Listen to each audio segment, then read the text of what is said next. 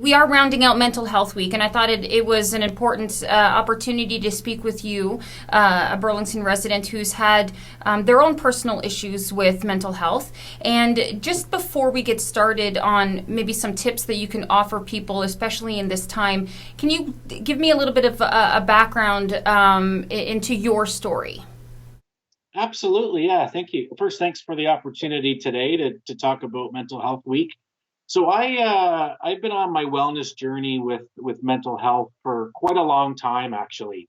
I was in my early teens when I was diagnosed with depression quite some time ago, and um, I've had a lot of great memories and times over the years, but I've also had a lot of struggles and challenges. And it's not until the last couple years that I've really started to put things together and access the supports and resources that I needed. So I've been to treatment centers for mental health and addiction. I've been in One West mental health inpatient unit at Joe Brant a couple times, and I've accessed a lot of the tremendous supports and resources in Halton region.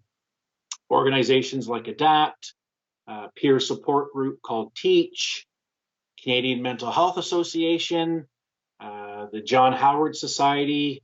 The list goes on and on and on. So I'm really coming into my own in terms of being comfortable of where I was and where I want to go. And I all of these sorts of opportunities give me strength, and it is really encouraging that others can take sort of pieces of my journey and they can learn from it. Well, it's no secret, and you actually publicly call yourself a suicide attempt survivor. Talk about that a little bit.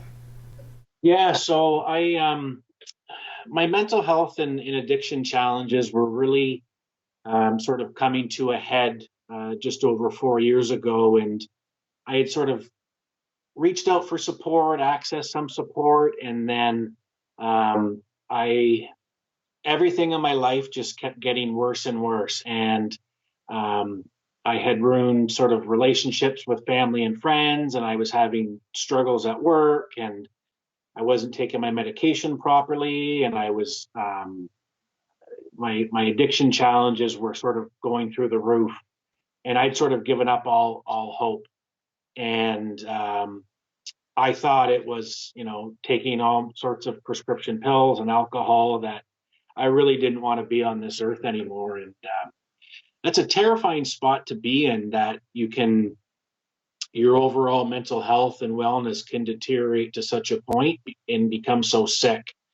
But it also shows that you can spend time working on yourself and recovering and accessing professionals, and you can get back to where you need to be. So I've been through a whole heck of a lot in my life, but I'm glad and I'm grateful that I went through all those things, because it's made me the person that I am today.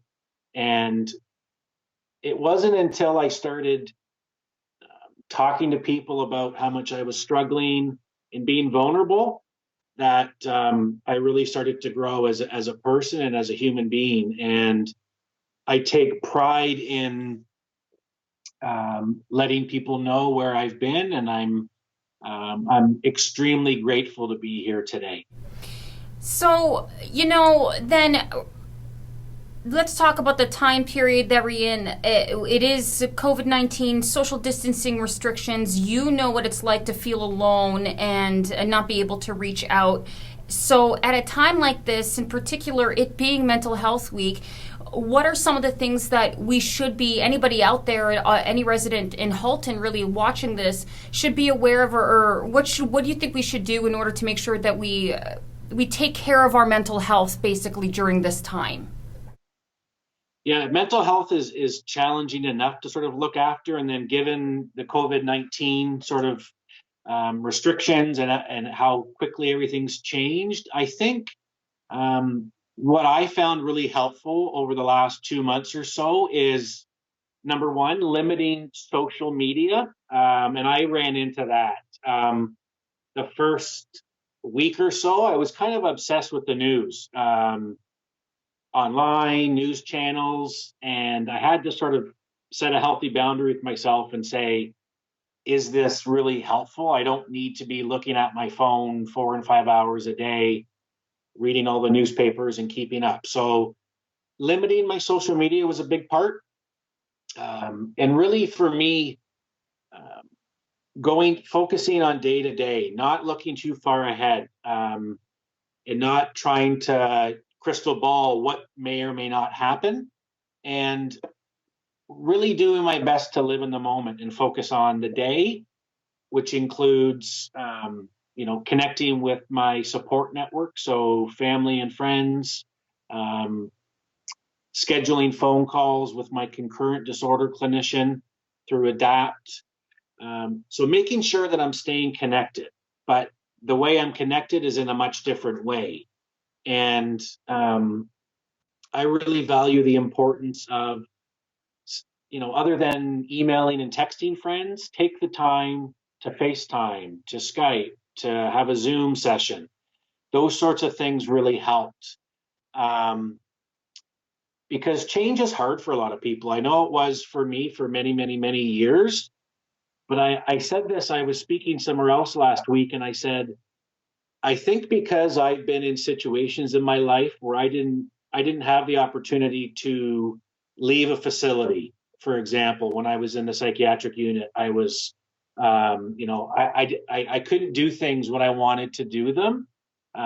So I that sort of helped prepare me for this. So I still have had my, challenging days, parts of days, but overall, I've just really, really made the best of it and been extremely grateful for the things I do have. And, it's so important for people to have a family member, a friend, a trusted coworker that if you are struggling, you can trust that there's someone who is going to treat you with respect and they're going to listen to you, because listening is really the biggest part when someone's having a hard time. Mm-hmm. Oh, for sure. Last question then. If anybody's watching right now, listening to your story, who might be in the place that you were a few years ago, what's something that you can tell them, especially with the time that we're in, what's something that you can tell them to sort of help them get out of that mindset? I would say, from the bottom of my heart, please, please, please do not sort of lose hope. Your current circumstances, no, by no means need to be permanent. But it does take time. If you're struggling, you're not feeling your best, things aren't going the way you want them to go. Try to be kind to yourself, access supports, and develop a plan that's going to work for you to help you improve your wellness. And every single person has a different plan, um, but sort of taking ownership of that plan and knowing that it's not going to be perfect. And one of the things I heard in when I was at Homewood Health Center in Guelph was progress, not perfection. So put the effort in, celebrate your successes, the things you do well, and it could be the smallest thing. It could be that you had a productive day and you did more work than you normally do. You reached out to a friend. So try not to be so hard on yourself. And things can and will get better, but it definitely does take some time.